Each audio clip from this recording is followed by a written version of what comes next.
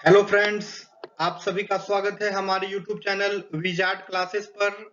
आज जो है हम पॉलिटी का क्वेश्चन करने जा रहे हैं। ठीक है, बीपीएससी में पूछे गए क्वेश्चन है, ये सब बीपीएससी के प्रीवियस ईयर क्वेश्चन है। ओके, बीपीएससी के ही एग्जाम पैटर्न पे ये हमारा जीके का सीरीज है, जो कि बिहार शिक्षक भर्ती के लिए भी काफी इंपोर्टेंट होने वाला है। तो चलिए स्टार्ट करते हैं। फर्स्ट क्वेश्चन है, निम्नलिखित में से कौन सा एक मानव अधिकार भारतीय संविधान के अंतर्गत मौलिक अधिकार भी है? यानी कि which one of the following human rights is also a fundamental right under the Indian constitution? ठीक है, ऑप्शन ए सूचना का अधिकार, ऑप्शन बी शिक्षा का अधिकार, ऑप्शन सी काम का अधिकार, ऑप्शन डी मकान का अधिकार। तो आइए आंसर देखते हैं। आंसर है शिक्षा का अधिकार। यानी कि निम्नलिखित में से जो है शिक्षा का अधिकार जो है भारतीय संविधान के अंतर्गत मौलिक अधिकार भी है। डिटेल डिस्कशन देखते हैं इस क्वेश्चन का। 86वां संशोधन के द्वारा शिक्षा के अधिकार को अनुच्छेद 21 क के तहत मौलिक अधिकार के रूप में शामिल किया गया। यानी कि 86वां संविधान संशोधन के द्वारा शिक्षा के अधिकार को अनुच्छेद 21 क के तहत मौलिक अधिकार के रूप में शामिल किया गया। मानवाधिकार वे अधिकार हैं जो किसी भी व्यक्ति को जन्म के साथ ही मिल जाते हैं। मानवाधिकार वे अधिकार हैं जो किसी भी व्यक्ति को जन्म के साथ ही मिल जाते हैं। दूसरे शब्दों में कहें तो किसी भी व्यक्ति के जीवन, स्वतंत्रता, समानता और प्रतिष्ठा का अधिकार ही मानव अधिकार है। दूसरे शब्दों में कहें तो किसी भी व्यक्ति के जीवन, स्वतंत्रता, समानता और प्रतिष्ठा का अधिकार ही मानव अधिकार है। प्रत्येक वर्ष अंतर्राष्ट्रीय समुदाय 10 दिसंबर को विश्व मानवाधिकार दिवस मनाता है। प्रत्येक वर्ष अंतर्राष्ट्रीय समुदाय 10 दिसंबर को विश्व मानवाधिकार दिवस मनाता है। ओके फ्रेंड्स, यानी कि 10 दिसंबर को जो है प्रत्येक वर्ष विश्व मानवाधिकार दिवस मनाया जाता है। 10 दिसंबर को प्रत्येक वर्ष विश्व मानवाधिकार दिवस मनाया जाता है।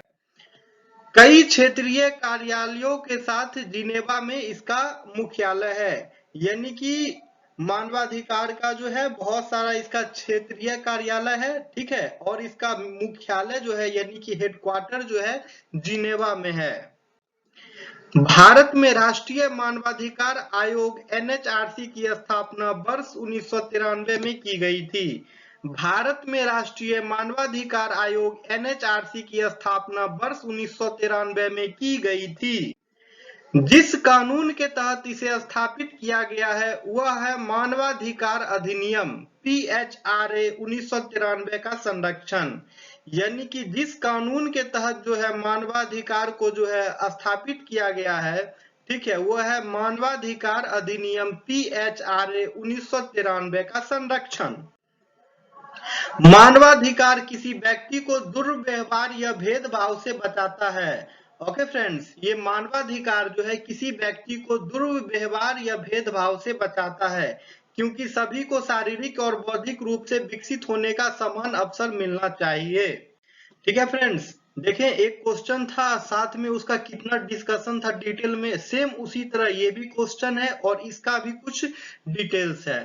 ठीक है फ्रेंड्स, हर एक एमसीक्यू करवाते हैं हम और उसके बाद जो है साथ ही उसका डिस्कशन भी कराते हैं, तो आपके लिए काफी इंपोर्टेंट होगा, काफी बेनिफिशियल है आपके लिए। तो आप लोग जो है वीडियो को लाइक भी करें और वीडियो को शेयर भी करें, और जो लोग नए हैं चैनल पे, चैनल को सब्सक्राइब भी करें। आइए तो ये क्वेश्चन देखते हैं। भारतीय संविधान में कितनी अनुसूचियां हैं? दोस्तों आपको पता ही होगा ये अनुसूचियां टॉपिक जो है यूपीएससी पॉलिटी या फिर बीपीएससी पॉलिटी के लिए कितना इंपोर्टेंट है। ठीक है, भारतीय संविधान में कितनी अनुसूचियां हैं, यानी कि how many schedules are there in the Indian constitution? Option A 12, option B 14, option C 16, option D 18। तो फ्रेंड्स इसका आंसर देखते हैं। आंसर है 12। यानी कि भारतीय संविधान में टोटल 12 अनुसूचियां हैं। यानी कि भारतीय संविधान में टोटल 12 अनुसूचियां हैं।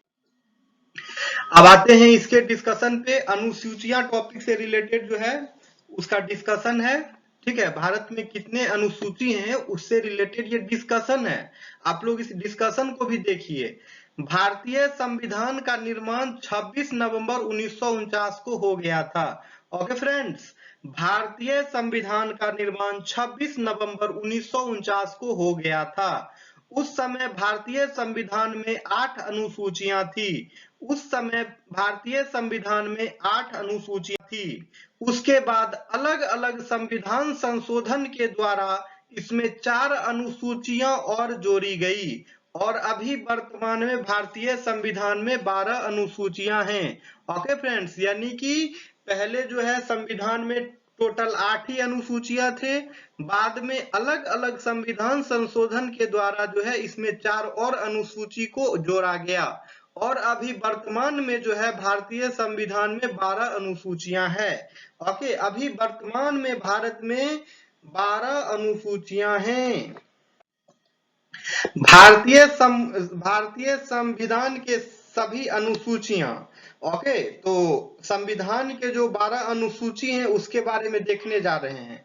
पहला अनुसूची है देश और 28 राज्यों का उल्लेख। पहला अनुसूची में है देश और 28 राज्यों का उल्लेख। दूसरा अनुसूची में है वेतन भत्ते और पेंशन। दूसरे अनुसूची में है वेतन भत्ते और पेंशन। तीसरे अनुसूची में है शपथ संबंधित उल्लेख। तीसरी अनुसूची में है शपथ संबंधित उल्लेख। चौथी अनुसूची में है राज्यसभा की सीटों का उल्लेख। चौथी अनुसूची में है राज्यसभा की सीटों का उल्लेख। पांचवी अनुसूची में है अनुसूचित जाति और जनजाति क्षेत्रों के प्रशासन का उल्लेख। पांचवी अनुसूची में है अनुसूचित जाति और जनजाति क्षेत्रों के प्रशासन का उल्लेख। छठी अनुसूची में है असम, त्रिपुरा, मेघालय, मिजोरम का जनजातीय प्रशासन। छठी अनुसूची में है असम, त्रिपुरा, मेघालय, मिजोरम का जनजातीय प्रशासन। सातवीं अनुसूची में है केंद्र और राज्यों के बीच शक्ति का बंटवारा। सातवीं अनुसूची में है केंद्र और राज्यों के बीच शक्ति का बंटवारा। आठवीं अनुसूची में है 22 भाषाओं का उल्लेख। आठवीं अनुसूची में है 22 भाषाओं का उल्लेख। नौवीं अनुसूची में है भूमि सुधार संबंधित। नौवीं अनुसूची जो है वो भूमि सुधार संबंधित है। 10वीं अनुसूची जो है दल बदल संबंधित प्रावधान है। 10वीं अनुसूची में जो है दल बदल संबंधित प्रावधान है। 11वीं अनुसूची में जो है पंचायतों का प्रावधान है। 11वीं अनुसूची में जो है पंचायतों का प्रावधान है। 12वीं अनुसूची में जो है नगर निकायों का प्रावधान है, यानी कि नगर निगम का प्रावधान है। 12वीं अनुसूची में जो है नगर निकायों का प्रावधान है, यानी कि नगर निगम का प्रावधान है। ओके, नेक्स्ट क्वेश्चन है क्वेश्चन नंबर 3। ये है राज्यसभा में अधिकतम सदस्यों की संख्या कितने हो सकते हैं। क्वेश्चन है राज्यसभा में अधिकतम सदस्यों की संख्या कितने हो सकते हैं। What can be the maximum number of members in Rajya Sabha? Okay, what can be the maximum number of members in Rajya Sabha? Option A 245, option B 545, option C 250, option D 252। ठीक है, option D 252। तो friends इसका answer हो जाएगा 250। ठीक है, इसका answer हो जाएगा 250। ओके, यानी राज्यसभा में अधिकतम सदस्यों की संख्या 250 हो सकती है, यानी कि राज्यसभा में अधिकतम सदस्यों की संख्या 250 हो सकती है। अब डिस्कशन करते हैं राज्यसभा के बारे में। ओके, जिस चीज से रिलेटेड हमारा क्वेश्चन था उसी चीज का हम डिस्कशन करवाते हैं, उसी से रिलेटेड डिस्कशन होता है। तो आप ये डिस्कशन को भी ध्यान पूर्वक सुने। ओके, ये डिस्कशन से भी बहुत बेनिफिट होगा, रिवीजन भी हो जाएगा आपका इससे। तो राज्यसभा के बारे में है डिस्कशन। राज्यसभा जो है यह उच्च सदन, दूसरा सदन या बुजुर्गों का सदन है। और यह भारतीय संघ के राज्यों और केंद्र शासित प्रदेशों का प्रतिनिधित्व करता है। ठीक है, राज्यसभा जो है ये उच्च सदन है और यह भारतीय संघ के राज्यों और केंद्र शासित प्रदेशों का प्रतिनिधित्व करता है। राज्यसभा को संसद का अस्थायी सदन कहा जाता है। राज्यसभा को संसद का अस्थायी सदन कहा जाता है क्योंकि यह कभी भी पूर्ण रूप से भंग नहीं होती है। ओके फ्रेंड्स, राज्यसभा को जो है संसद का अस्थायी सदन कहा जाता है क्योंकि यह कभी भी पूर्ण रूप से भंग नहीं होती है। भारतीय संविधान की 4 अनुसूची राज्यों और केंद्र शासित प्रदेशों को राज्यसभा में सीटों के आवंटन से संबंधित है। ओके, यानी कि भारतीय संविधान की 4थी अनुसूची जो है राज्यों और केंद्र शासित प्रदेशों को राज्यसभा में सीटों के आवंटन से संबंधित है। संविधान के अनुच्छेद 80 के अनुसार राज्यसभा में 250 सदस्य होते हैं जिनमें 12 सदस्य राष्ट्रपति द्वारा नामित और बाकी 238 लोग चौथी अनुसूची में जनसंख्या के आधार पर राज्यों से चुने जाते हैं।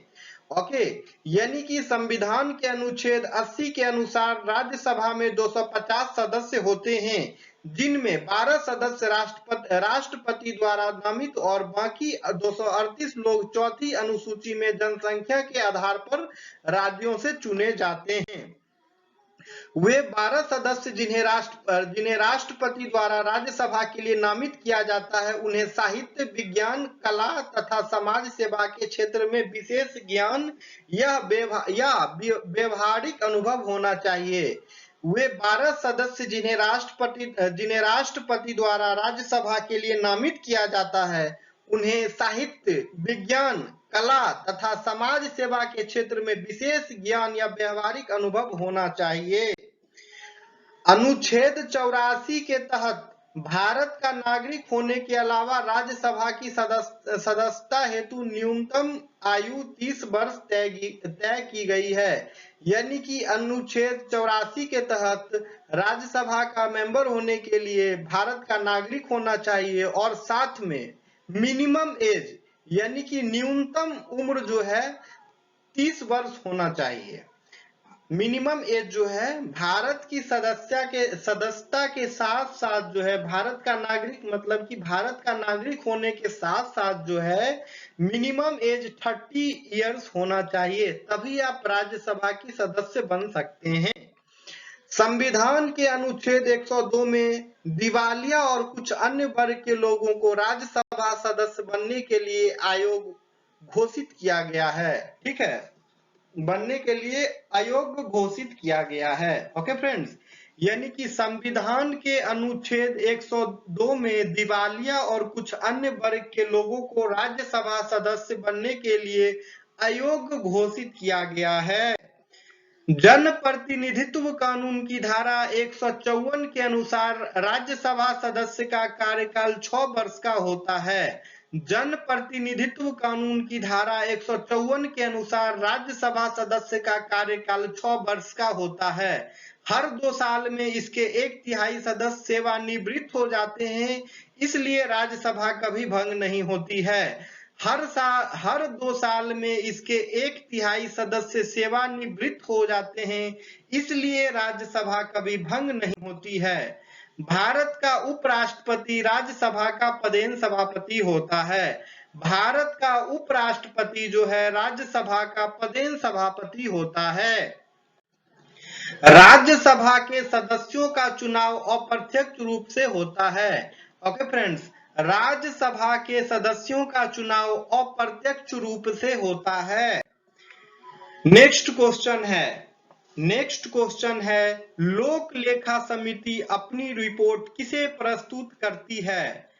ये क्वेश्चन है, लोक लेखा समिति अपनी रिपोर्ट किसे प्रस्तुत करती है? To whom does the Public Accounts Committee submit its report? ऑप्शन ए नियंत्रक एवं महालेखा परीक्षक को, ऑप्शन बी लोकसभा के स्पीकर को, ऑप्शन सी संसदीय मामलों के मंत्री को, ऑप्शन डी भारत के राष्ट्रपति को।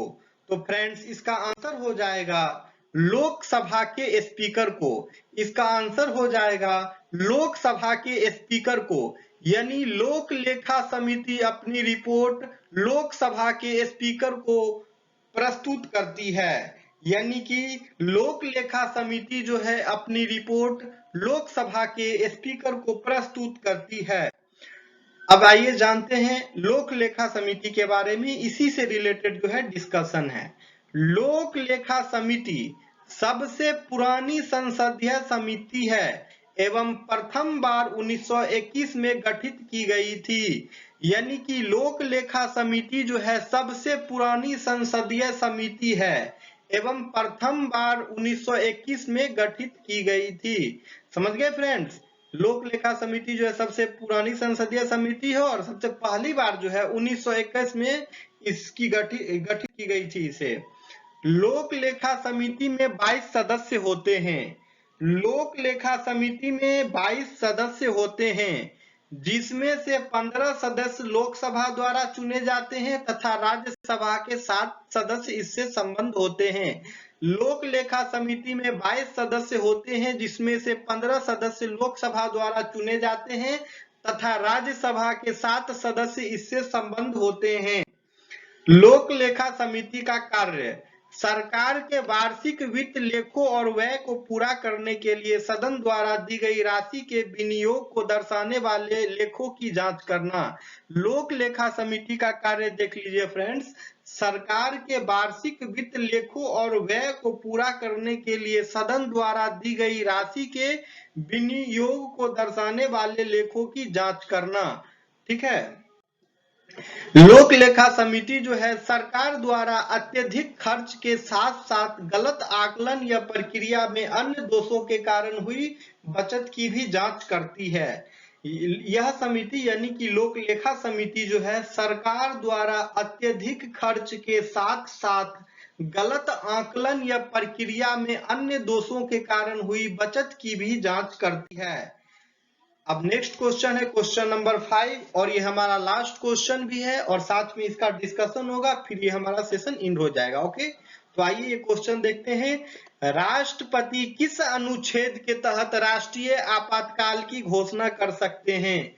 क्वेश्चन है राष्ट्रपति किस अनुच्छेद के तहत राष्ट्रीय आपातकाल की घोषणा कर सकते हैं?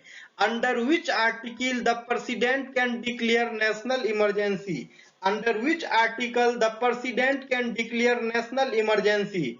Option A article 352, option A article 352, option B article 370, option C article 371, option D article 380। Okay, तो आइए फ्रेंड्स आंसर हो जाएगा आर्टिकल 352। आंसर हो जाएगा आर्टिकल 352, यानी राष्ट्रपति जो है अनुच्छेद 352 के तहत राष्ट्रीय आपातकाल की घोषणा कर सकते हैं। यानी कि राष्ट्रपति जो है आर्टिकल 352 यानी कि अनुच्छेद 352 के तहत राष्ट्रीय आपातकाल की घोषणा कर सकते हैं। अब आइए इसका डिटेल देखते हैं। भारतीय संविधान के अनुच्छेद 352 के तहत राष्ट्रीय आपातकाल घोषित किया जा सकता है यदि भारत या उसके क्षेत्र के किसी भी हिस्से की सुरक्षा को युद्ध, बाहरी आक्रमण या सशस्त्र विद्रोह से खतरा हो। भारतीय संविधान के अनुच्छेद 352 के तहत राष्ट्रीय आपातकाल घोषित किया जा सकता है यदि भारत या उसके क्षेत्र के किसी भी हिस्से की सुरक्षा को युद्ध, बाहरी आक्रमण या सशस्त्र विद्रोह से खतरा हो। राष्ट्रीय आपातकाल की घोषणा केवल तभी की जा सकती है जब देश पर युद्ध, बाहरी आक्रमण या सशस्त्र विद्रोह का खतरा मंडरा रहा हो। राष्ट्रीय आपातकाल की घोषणा केवल तभी की जा सकती है जब देश पर युद्ध, बाहरी आक्रमण या सशस्त्र विद्रोह का खतरा मंडरा रहा हो। ओके फ्रेंड्स, तो ये हमारा आज का एमसीक्यू का सेशन था विथ डिस्कशन। ठीक है, एमसीक्यू प्लस डिस्कशन का ये सेशन था। ठीक है फ्रेंड्स, तो अगर आप लोग को मेरा वीडियो पसंद आ रहा हो तो वीडियो को लाइक करें, वीडियो को शेयर भी करें और हमारे चैनल पे नए हैं तो चैनल को सब्सक्राइब अवश्य कर लें क्योंकि इस तरह के वीडियो के अपलोड्स आपको मिलते रहें। ओके, इस तरह की वीडियो चैनल पे आती रहेंगी, आप लोग चैनल से जुड़े रहें। ओके फ्रेंड्स, फिर मिलते हैं कल के वीडियो में। Thank you everyone.